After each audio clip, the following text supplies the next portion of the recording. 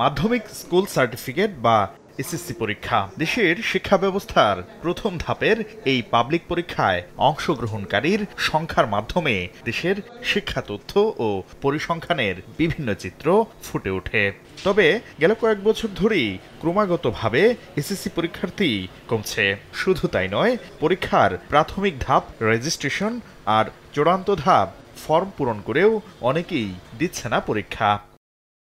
পরিসংখ্যানে দেখা যায় 2021 সালের এসএসসি পরীক্ষার্থী ছিল 22,40,000। 4 বছরের ব্যবধানে চলতি বছর 3 লাখেরও বেশি পরীক্ষার্থী কমে তা 19,28,000-এ নেমেছে।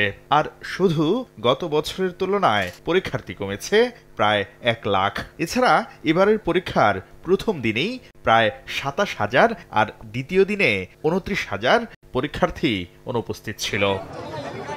বাংলাদেশ আন্তঃশিক্ষা বোর্ড সমন্বয় কমিটির সভাপতি বলছেন, নিয়মিত পরীক্ষার্থীদের সঙ্গে বিগত বছরের অকৃতকার্য শিক্ষার্থীদের সংখ্যা মিলিয়ে মোট পরীক্ষার্থীর সংখ্যা নির্ধারণ করা হয়। কিন্তু সাম্প্রতিক বছরগুলোতে শতভাগ পাস দেখানোর যে রীতি ছিল, এর ফলে অনিয়মিত পরীক্ষার্থী কমে মোট পরীক্ষার্থী হ্রাস পেয়েছে।